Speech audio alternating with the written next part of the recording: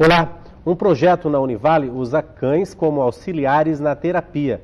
É a terapia assistida com cães, desenvolvido aqui na Clínica de Fisioterapia da Univale. Sobre esse assunto, eu converso aqui no estúdio com a professora Maria Paula da Silveira, que é a professora que coordena todo esse projeto aqui dentro da universidade, que também aí trouxe uma convidada aí especial, que é a Tuca, que é uma terapeuta aí, que é um cão terapeuta. Professora, muito obrigado pela sua presença aqui. Como é que funciona essa terapia com cães? Como é que os cães podem auxiliar nas mais diversas formas, né, de recuperação também? Então, Almeri, primeiro agradecer o convite, né? A terapia assistida por animais já é uma atividade que vem de longa data, principalmente fora do país, e aqui no Brasil hoje a gente já tem vários grupos que fazem isso, né, em cidades maiores, né? Em setembro agora houve um primeiro simpósio internacional aqui no Instituto de Psicologia da USP, onde reuniram-se mais de 68 grupos no Brasil e no exterior que trabalham com isso. Então, na verdade, o animal ele é um facilitador para a terapia. Nós temos três grandes áreas, uma que é a atividade assistida, que simplesmente você leva o cão com o intuito de emocional, para a questão mais lúdica, mais de bem-estar das pessoas. Isso pode ser feito num hospital, num asilo, numa clínica de reabilitação, né? Você tem a terapia assistida, propriamente dita, que tem este fim que nós utilizamos aqui na clínica de fisioterapia da Univale, em que você usa o animal como um instrumento, digamos assim, de trabalho. Em que sentido? Você precisa que o seu paciente faça um determinado exercício que às vezes ele não se sente motivado a fazer, mas com o cão isso fica fácil, porque você vai, por exemplo, fazer uma escovação no animal, você vai caminhar, uma pessoa, por exemplo, que teve lá uma lesão e que precisa treinar a deambulação. Então você vai colocar esse paciente, por exemplo, num andador e ao invés dele simplesmente estar andando no andador, ele está levando o cão para passear, né? Ou, do lado de uma cadeira de roda, eu posso querer fazer, por exemplo, um movimento com os membros inferiores, assistido ou não, o próprio paciente tendo condição de fazer. Então, ele vai fazer massagem, por exemplo, com o pé sobre o animal, ou a escovação, ou qualquer coisa que você solicite. E para o paciente e para o cão é uma grande brincadeira, né? Uhum. E ele acaba fazendo a atividade, muitas vezes até sem perceber que ele está fazendo o exercício em si. Então, essa é a terapia, especificamente. E nós temos a terceira atividade, que é a educação assistida por animais, em que você usa o animal com fins mais didáticos, pedagógicos, e você pode auxiliar, por exemplo, no aprendizado. Você pega crianças com dificuldade de aprendizado. Vamos supor que a criança tenha lá uma dificuldade de somar, de subtrair, de multiplicar. Então você pode marcar bolinhas, você joga a bolinha e ela te traz a equação que você quer, a operação matemática. Depois você joga as bolinhas com os números e você pode na sala de aula criar, por exemplo, uma gincana. Quem fizer 10 resultados corretos primeiro ganha, e aí o prêmio é passear com o cachorro. Quer dizer, hoje existem essas três áreas. Dificuldade de leitura, você treina o cão a ficar sentado do lado da criança, por exemplo, e você coloca petisco no meio das páginas do livro, e o cão fica, obviamente, vidrado no livro, e a criança lê para você, para o cachorro, você fala, ó, você vai ler para a Tuca agora, porque muitas vezes existe vergonha associada com as dificuldades, e com o cão isso não acontece. Então você pode... Sem dificuldade tem o bullying escolar também. Exatamente. Em sala de aula então, ela tem essa inibição, né? Você pode trabalhar com isso em várias frentes, né? Então essas três atividades são hoje as que são mais utilizadas. E a gente sabe, por exemplo, que em hospitais hoje tem vários estudos científicos que comprovam que diminui o tempo de hospitalização, as pessoas elas se sentem melhor. Então hoje você tem diminuição de pressão arterial, diminuição da frequência cardíaca dos pacientes, diminuição dos hormônios associados ao estresse, o cortisol, a adrenalina, quando você trabalha com o cão. E o cão também se beneficia, porque também hoje a gente comprova que eles também têm melhora de saúde quando executam o trabalho. Existe uma raça específica? Essa aqui é um labrador, né? A Tuca é um labrador. Isso. É uma raça específica para ser um terapeuta? Na verdade, não. Pode ser qualquer cão, desde que passe por um rigoroso treinamento ou, na verdade, antes de tudo, uma avaliação. A equipe tem que ser multiprofissional, então o adestrador avalia o temperamento do cão, porque ele precisa ser um cão extremamente dócil, ele precisa ser um cão calmo, ele precisa gostar muito das pessoas, porque ele precisa estar acostumado a receber carinho de todo mundo, porque às vezes o cão é muito bom com o dono, mas não gosta de outras pessoas, né?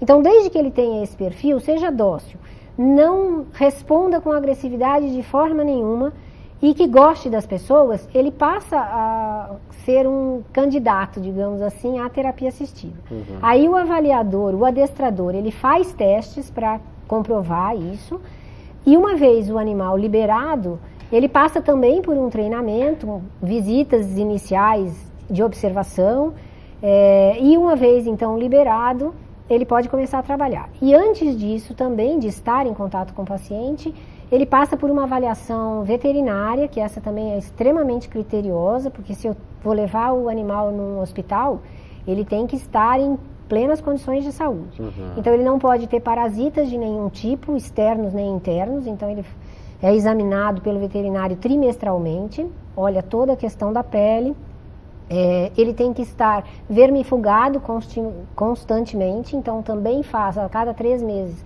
exame de fezes para comprovar a ausência de parasitas, e a vacinação tem que estar em dia. Então, se o animal estiver dentro de todos esses pré-requisitos, ele pode ser liberado para trabalhar. A senhora falou que leva o animal também em hospitais, né? Então não são só nas clínicas, né? Na verdade, o animal pode fazer esse trabalho externo também? Sim, pode. Hoje você tem vários hospitais no Brasil que recebem a visita dos cães. Alguns deles já liberam, inclusive, os pacientes de trazerem os seus animais de estimação para visitação quando estão hospitalizados, porque isso diminui também o tempo de permanência no hospital, né? Então você pode levar, isso tudo depende da organização do grupo, mas hoje a gente tem em hospitais psiquiátricos, hoje um grande uso da terapia com crianças autistas, crianças ou pessoas que têm problemas psiquiátricos sérios, né? Então, hoje você tem hospitais psiquiátricos, hospitais mesmo de reabilitação. Por exemplo, o curso que eu fiz em 2006 em São Paulo foi dentro do Dante Pazzanese, que é uma referência em cardiologia no Brasil.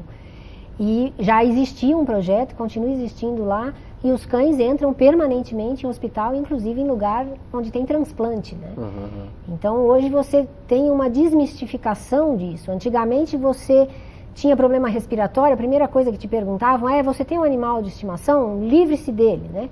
Hoje existem pesquisas que comprovam que as crianças que têm animal de estimação têm menor índice de incidência de doença respiratória do que as crianças que não têm, por exemplo, né? Uhum. Então isso vai mudando. Recentemente o SUS autorizou a utilização de cães na terapia dentro do próprio SUS. O Albert Einstein agora de São Paulo, que é uma referência nacional, abriu justamente para visitação dos animais de estimação, visitarem os seus donos quando estes estão internados. Então é uma gama de possibilidades de trabalho muito grande. Eles servem para auxiliam em várias terapias, na realidade. Assim, por exemplo, uma pessoa que tem o mal de Alzheimer, por exemplo, a terapia assistida com cães é boa para o mal de Alzheimer também. Por exemplo, num dos asilos que nós visitamos nesse curso que eu fiz, as idosas que tinham Alzheimer, o que os terapeutas fazem? Eles têm muita dificuldade em função de já terem sido excluídos, né, da sociedade, a família muitas vezes abandonou. É uma característica do idoso não querer vínculos mais. Então, muitas vezes eles dormem do lado de uma pessoa 2, 3 anos lá em quartos duplos ou triplos e ela não sabe o nome da companheira dela de quarto. Uhum. Os cães, elas conhecem todos. Então, para você trabalhar a memória, por exemplo, você fotografa os cães, você duplica essas imagens e nós vamos fazer um jogo da memória usando os cães. Então, você encontra uma Mila, você vai achar outra Mila. Você encontra lá e você trabalha a memória, então você pode usar várias técnicas para trazer a memória. No caso do Alzheimer, por exemplo, os cuidadores relatam que eles já não lembram o dia da semana, mas eles associam determinadas situações, hoje o cão vem, então eles pedem, você já me deu banho hoje? Porque o cão tem que estar banhado, escovado, com a unha cortada, e às vezes o idoso que não quer esse tratamento, ele pede para passar por esses cuidados no dia que ele sabe que vai receber os cães. Então, isso mexe com o emocional, mexe com a questão dos cuidados com a higiene mesmo, né? E o mal de Alzheimer é uma das coisas em que você usa muito esse afeto que se cria com o cão para você estimular a memória. Eles contam pra gente, porque eu também tinha o meu cão, então isso também traz lembranças, né? Então isso tem sido bastante utilizado, sim. Né? Ok, professora, a gente vai fazer um rápido intervalo, daqui a pouco eu volto a conversar com a professora Maria Paula sobre essa terapia assistida com animais. É um instante só.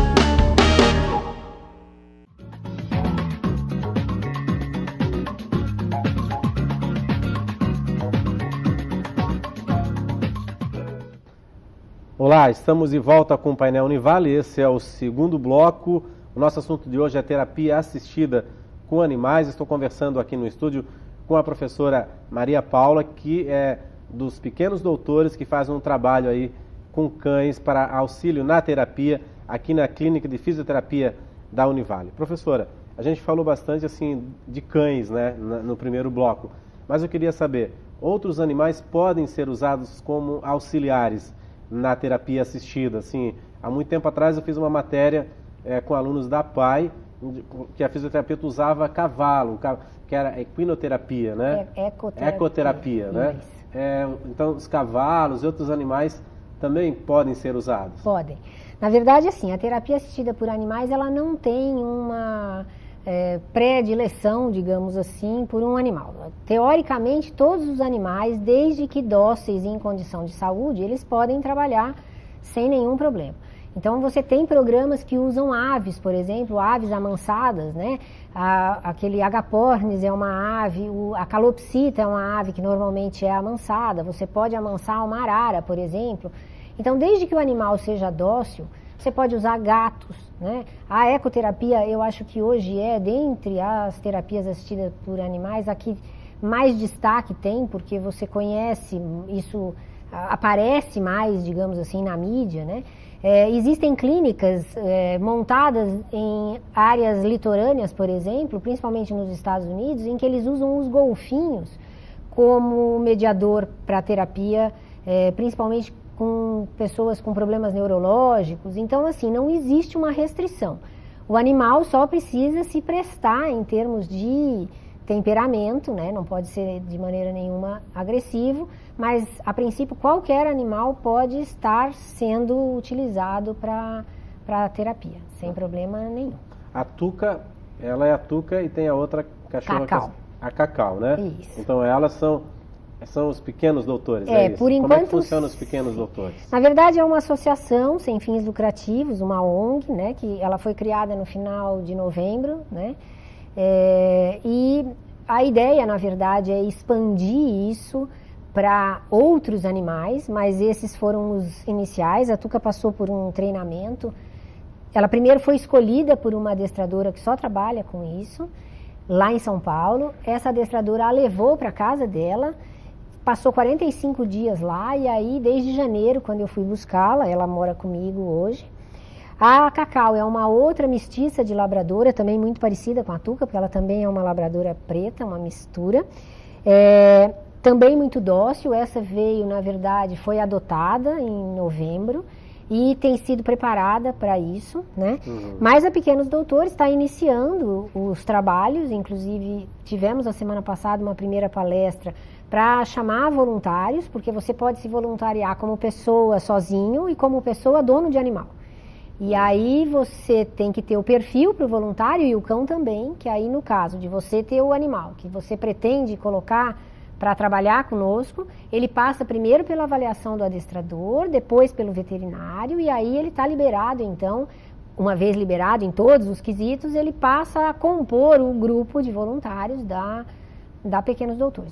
E quem não tem cão, como é que trabalha como voluntário? Então, na verdade, assim, por exemplo, quando a gente vai fazer uma assistência, normalmente você tem um trio, é o cachorro e 2 pessoas. Eu, por exemplo, quando estou na clínica, eu fico responsável por posicionar o cão, pedir do cão o que eu preciso, senta aqui ou fica deitado, e você trabalha mais focado no posicionamento e na colocação do cachorro. O fisioterapeuta, no caso da fisioterapia, é o parceiro que vai se preocupar com o paciente, e o cão é o terceiro. Então, quando a gente vai, por exemplo, para um asilo, a ideia é a atividade, não a terapia, você tem a pessoa que vai estar em contato mais próximo com o idoso, com a pessoa com quem você está, e também o condutor conduzindo o cão. Então, o ideal seria que nós tivéssemos o dobro de pessoas de animais, né? Então, a ideia é essa. Então, você mesmo sem ter o animal, você pode fazer parte da equipe e ser voluntário, acompanhando os cães que fazem ou farão parte futuramente do trabalho nessas atividades. E quem tem interesse, então é só entrar em contato aqui com a Clínica de Fisioterapia da Univale. Isso, você pode mandar, na verdade, um e-mail para contato@pequenosdoutores.com.br. Então, contato@pequenosdoutores.com.br, dizendo: eu tenho interesse em ser voluntário. Nós chamamos esse voluntário para palestras, que normalmente são trimestrais. A partir do interesse real e a disponibilidade, depois de entender como o trabalho funciona, se houver o cão, passa pelo adestrador e pelo veterinário; se não houver o cão, passa a compor o grupo de voluntários da ONG, da associação. Agora, professora, quem tem acesso a esse tipo de tratamento aqui na clínica é encaminhado pelos postos de saúde do município? Na verdade, assim, aqui na clínica de fisioterapia, quem determinou os pacientes que entram em contato com os cães é o próprio grupo de fisioterapeutas da Univale, os professores. Eles olham o quadro de um paciente, por exemplo, e dentro do objetivo deles, eles veem a possibilidade ou não da utilização do cão. Aí o paciente tem que concordar, obviamente, porque tem que ser algo voluntário, ele tem que gostar do animal. Então, assim, nós não selecionamos o paciente. E a seleção na clínica é feita por uma fila de espera, por um encaminhamento médico. Então, neste caso, entra dentro do próprio esquema de seleção de pacientes da clínica. Agora, isso vai variar de acordo com o local onde se está trabalhando, né? Então, por exemplo, um hospital, a ideia é visitar os quartos que nos permitam entrar no caso de uma atividade feita lá, que ainda hoje não acontece. Mas aí, em cada ambiente, você vai ter uma seleção feita em função do teu objetivo, do que você pretende, e dentro das entidades onde nós assistimos. Porque nós, na verdade, levamos os cães em entidades já estabelecidas de tratamento, ou, né, uma casa de repouso, enfim. Então, não somos nós que estabelecemos, olha, este paciente ou outro. No caso aqui da clínica, quem determina são os professores responsáveis pelo estágio.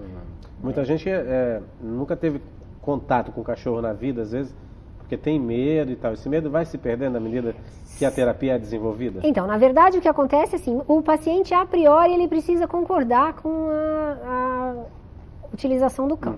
Então, normalmente, quem faz isso são as pessoas que gostam dos animais. Mas assim, desde que nós começamos com o projeto e desde que nós começamos a circular pela universidade com eles, é raro você encontrar alguém que tem algum tipo de aversão ou tem medo. Pelo contrário, às vezes o que acontece, assim, nessas semanas que a gente agora começou, a gente tem recebido muitos telefones: eu posso ligar lá na clínica pedindo, eu quero ser atendida pelo cão. Na verdade, não, né? A gente passa por uma avaliação do fisioterapeuta, mas se você tiver receio e você não autorizar, você provavelmente não vai ter contato com o animal. Então, assim, mas é normal que esse medo se perca também ao longo do tempo. Mas você tem que, primeiro, concordar, né, em receber. Então, a pessoa que já não quer, a gente não tem muito como avaliar isso. Mas a gente, às vezes, vê pacientes que você está tratando e o paciente do lado, por exemplo, quer o uso do animal, né? Então, isso tem acontecido. Existe alguma avaliação, uma pesquisa assim, comparando assim, o uso de animais com dos aparelhos, por exemplo, numa clínica de fisioterapia? Então, hoje a gente tem vários estudos científicos já que comprovam a melhora, justamente porque você tem uma predisposição maior do paciente em se sujeitar àquele tipo de atividade que às vezes a pessoa não quer sem a utilização do animal. Que não é uma atividade mecânica, na realidade, né? Na verdade, assim, na fisioterapia você usa muito de atividades mecânicas, né? Então, eu vou usar a mão, eu vou fazer um exercício, né? E isso o que acontece? Normalmente nas pesquisas você usa os mesmos elementos que você tem para avaliar o seu tratamento, porque para cada tratamento você tem instrumentos de avaliação do progresso desse seu paciente, de como é que esse tratamento está se desenrolando. E a ideia é que você use os mesmos elementos para que você também não tenha uma avaliação subjetiva, digamos assim, porque eu acho que está funcionando. Não, você tem que comprovar nos elementos de avaliação que você efetivamente já usava, inclusive antes de utilizar o animal. Porque aí sim você comprova. E nesse sentido é que hoje a gente tem muitos trabalhos publicados já comprovando os benefícios, né? Deixa de ser uma avaliação subjetiva, porque eu gosto ou porque eu não gosto, você passa a usar os elementos de avaliação mesmo para isso. E as sessões, elas têm menos tempo exatamente por causa do cão, né? São sessões assim em torno de 30 minutos. Isso, no ele máximo. Também fica cansado. Exatamente. Né? Na verdade, nós também temos o tempo inteiro que estar preocupados com o animal, porque para eles é um grande barato estar ali. Mas se deixar de ser, ele não vai querer mais estar. E a gente sabe que mais do que 30 minutos o cão fica cansado. Então, como as sessões duram 45 minutos, 1 hora, e muitas vezes o fisioterapeuta, por exemplo, também tem que preparar esse paciente com alongamentos, com exercícios de aquecimento. Então, a ideia é que destes 45, 60 minutos de atendimento, que isso varia um pouco também de paciente para paciente, você tenha o uso do cão, especificamente, em torno de 30 minutos. Até porque se eu for fazer 2 sessões seguidas, eu preciso dar uma volta com ela, dar uma volta fora, para que ela também dê uma descansada, para atender o segundo paciente. E isso a gente também respeita o tempo todo, porque a gente também não pode fazer bem para alguém e fazer mal ao cão, né? Pelo contrário. Eles são também, hoje também a gente tem pesquisa que eles são também usufruem desses benefícios. Então a ideia é só manter os benefícios para todo mundo, não só para eles, mas para os pacientes. A senhora falou que assim, a terapia o SUS já tem a terapia no SUS, né? Então essa é uma grande conquista também para a rede pública de saúde, né? Na verdade, assim, hoje existe um interesse muito grande, porque quando você comprova cientificamente que o tempo de permanência no hospital está diminuído, se você quiser, inclusive, pensar numa questão financeira, econômica, o SUS que banca o paciente. Se ao invés de 4 dias de internação ele fica 3, isso é uma vantagem para todo mundo também. Né, e isso é um grande avanço, porque nos primórdios da utilização existia um preconceito muito grande com o uso. Você dizia, você é louca de pensar em colocar um animal dentro de um hospital, né? E hoje a gente tem visto que é exatamente o contrário. Na verdade, desde que o animal tenha as condições de saúde que o permitam estar ali, isso só traz benefício para todo mundo, inclusive para a equipe de trabalho, porque isso também hoje tem estudo que comprova que a equipe de enfermagem, os médicos, os acompanhantes dos pacientes, todos se beneficiam com a presença do animal, né? Okay. Então, é um avanço. O SUS, por exemplo, permitir a entrada em atendimentos já mostra o que hoje as pessoas estão se rendendo ao que é inegável, que é o bem que os bichinhos fazem pra gente aí. Ok, professora, eu queria agradecer a sua presença aqui, obrigado por também trazer a Tuca, né? Isso. Ok, muito obrigado aí, ela bem dócil mesmo, como a gente pode ver aí na reportagem. Isso. E parabéns aí pelo trabalho, espero que a senhora consiga bastante voluntários para ampliar ainda mais esse projeto aqui, né? Nós é que agradecemos, inclusive esse espaço nos ajuda justamente nisso, né? Mostrar o trabalho para que outras pessoas cheguem e a gente possa ampliar o benefício para outras pessoas. Ok, obrigado. Eu que agradeço. Ok, o Paranivale fica por aqui, até o próximo programa.